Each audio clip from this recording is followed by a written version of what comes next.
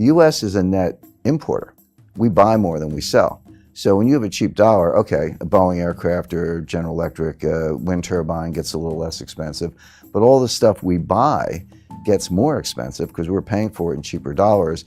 And that's what the central bankers really want. They want those price increases to feed through the supply chain and try to create inflation because governments around the world are desperate to get inflation. So that's the real reason they do it. And it can have a short-term impact. It can help exports a little bit. It can give you a little bit of lift. But the problem is it comes at the expense of the trading partners. This is just classic beggar thy neighbor devaluations. That's what currency wars are. So it can help individual country growth, but it does nothing for world growth. The world is no better off. One country is a little better off, another country is worse off. So the other metaphor I've used is, you've got 4 soldiers and they're fighting and it's a hot day and they get a break and they've got one canteen and they're all really thirsty. What do you do in that situation? You pass the canteen. In other words, everybody would like to drink the whole canteen, but you take a sip, you hand it to your mate, he takes a sip, and so forth. And that's the way the currency wars have gone. 2009 was the day of the cheap yuan. Remember, 2009, 2010, Secretary Geithner couldn't get out of bed without complaining about Chinese currency manipulation. 2011, the dollar hit an all-time low on a couple indices. That was the cheap dollar. 2013, along comes Abenomics, and one of his 3 hours was a cheap yen. All of a sudden, the yen's at 120, 124. Japan got a little bit of a lift. So who's suffering the whole time? Europe. Europe had the strong currency, 2 recessions in 4 years. So finally, 2015, it was Draghi's turn. Well, June 2014, they launched negative interest rates. In January 2015, they launched European QE. So you're going from China, US, Japan, Europe. Everybody's passing the canteen. But the world is still stuck in basically depressionary growth. It's not, we don't have negative growth, but we have below trend growth. So there's no way out of it. So right now, my forecast, I actually said this a couple of months ago, is that look for a stronger yen, stronger euro, cheaper dollar, cheaper yuan. That has played out with a couple speed bumps. The dollar got a big lift because of Brexit, and the euro went down a little bit also because of Brexit. But the yen went from 124 to 104. It backed up. 103 actually backed up a little bit. But we do have a strong yen. All these people who expect Japan to intervene in currency markets, don't hold your breath. They've been warned, I would say threatened, by Jack Lew and Christine Lagarde. Don't you dare intervene in currency markets. You had 3 years with a cheap yen. You didn't make the structural reforms. You didn't do what you needed to do. Too bad for you. We're taking the canteen back. So the point to your main question, Grant, is that they don't have a logical conclusion. There are only 2 ways out of a currency war. One is systemic reform, a kind of Bretton Woods or Plaza Accord where all the major powers sit down and just say, here's the New Deal. The other one is systemic collapse. I expect collapse because there's no consensus on a way out of it. There's no political will behind structural reform. I don't see the leadership. In 1944 you had John Maynard Keynes. In 1985 you had James Baker. In the 1990s you had Bob Rubin. These were, whether the Democrats or Republicans, this was leadership. I don't see that kind of leadership today. I see a lot of denial.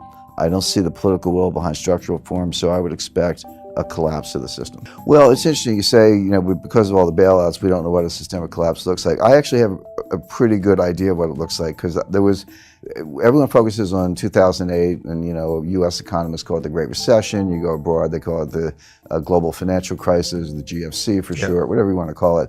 But we had another one that was actually potentially worse or as bad in 1998. And that was the Asian financial crisis. Started in 97, worked its way around the world, ended up in Russia, and then landed in my lap at Long-Term Capital Management. I was the general counsel of that hedge fund in Greenwich that got bailed out by Wall Street, although I'd like to remind people they didn't bail us out, they bailed themselves out. Because, Wall Street bailed itself out. I always say, hey, we owed, on paper, we owed Wall Street $1 trillion in derivatives trades. If we had failed, meaning filed for bankruptcy, and we had a bankruptcy team ready to file those papers in the Cayman Islands because we were a Cayman fund.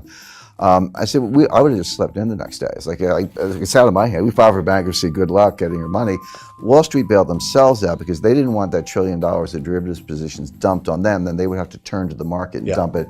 We were hours away from the closure of every major market in the world. It's not an exaggeration. Greenspan testified to that. Rubin said the same thing.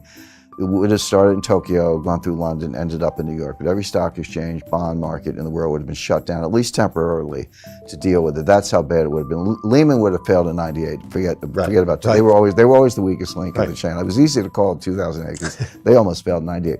But the point is, okay, so we moved $4 billion in cash in about 3 days. If you think of it as a private deal, $4 billion all cash, no due diligence, wired the money. That's kind of how the sense of urgency. And so we foamed the runways. We brought it in for landing. The plane didn't crash or break up on the runway, but it was that close. So when 2008 came along, I just felt I was watching a movie I had already seen. It was like a rerun for me. And you're right, 2008 was even bigger, potentially more. We were, if not hours, maybe days away from the sequential collapse of every bank in the world. Starting with, Bear had already gone out, Fannie, Freddie, Lehman, AIG, Morgan Stanley would have been next, then Goldman, then Citi, et cetera. We were days away from that. And again, I think Andrew Sorkin did a good job in his book. So this isn't, we're not looking at strike two in a baseball metaphor, we're looking at strike three because 98 was strike one, 2008 was strike two, now we're looking at strike three. The next one is going to be worse. So I think we've come extremely close. I think people are overly complacent. Just because we managed to pull off bailouts in the world didn't come to an end. Don't assume it wasn't close and don't assume it won't happen again. Sure. But there's one very important difference. In 1998, Wall Street bailed out a hedge fund. In 2008, the central banks bailed out Wall Street. In 2018, let's say, keep up the 10-year tempo, who's going to bail out the central banks? All we do is we move the problem to a different balance sheet. Now the problem is on the central bank balance sheet.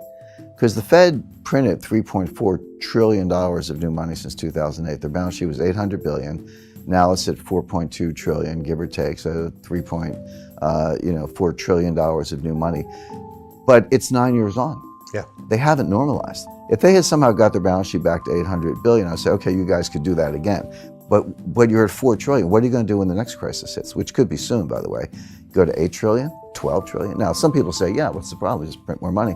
I have my doubts about that. But so who can bail out central banks? The answer is the IMF, because they have the only clean balance sheet left in the world. The Fed is leveraged about 113 to 1 with a duration mismatch. So they look like a really bad hedge fund. And again, I've spoken to central bankers who say, well, who cares? Central banks don't need capital. A member of the Board of Governors of the Federal Reserve said that to me. She said, central banks don't need capital. I said, well, that's one point of view, but we'll see. Exactly, we'll see. But there's sort of an invisible, hard to define confidence boundary. And when you cross that confidence boundary, and every day citizens just wake up and say, you know what, I'm checking out of this system. You tell me it's all good, I don't believe you anymore. And get me some gold because I know that the gold will be around, et cetera. That's an instantaneous loss of confidence in the dollars. That's what I mean by collapse. Now, just to be clear, I don't think we'll all be living in caves, eating canned goods, lighting fires with rocks and twigs.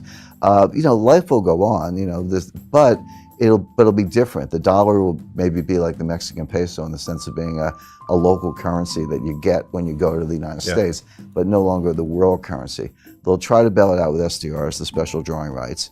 If it works, if the SDR bailout works, it's only because nobody understands it, or like maybe there were 100 people in the world who really understand. I've spoken to PhD monetary economists, like people right in the field with PhDs from Harvard who can't give you a straight explanation of what an SDR is. So if it works, it'll only be because nobody gets it. But I have a feeling that because of social media, because of, interviews like the ones you do, Grant, just because of different means of communication, that people will get it and they'll run for gold because it's money good. And so that, and then you get into coercion, shutting down banks, closing ATMs, or maybe reprogramming ATMs. Everyone can have $300 a day for gas and groceries, but no more. Recently, the SEC has changed the rules for money market funds. I meet people everywhere, and I say, well, how much money you got? Or where do you have your money in? Probably a better way to put it. And they go, I got money in stocks, money in bonds, money in real estate, and money in the money market funds. I say, no, you don't. You have stocks, bonds, and real estate. You don't have money in anything. That's not money. Oh, I can sell it and get the money. Really? Maybe not. Maybe they'll close the New York Stock Exchange. But anyway, they have new rules on money market funds where money market funds can suspend redemptions. Now, that has always been true of hedge funds. I've never seen a hedge fund offering document that didn't have that in there. But people think they can call Charles Schwab or Merrill Lynch or Bank of America, instruct a broker to sell the units, and the money's in the bank the next day. They're going to wake up one day and make that phone call and find out, no, we've suspended redemptions, we'll get back to you. You can't get your money. And oh, by the way, the day that will happen is the same day you want your money the most. Yeah, in other words, it's conditionally correlated. So you'll still have money for gas and groceries, and your kids will still go to school, and you'll still have food on the table, but you won't be able to get your money. The IMF will be flooding the zone with trillions of SDRs. The dollar will be greatly devalued relative to SDRs. It'll be like Mexican pesos, and then it'll be a very different world.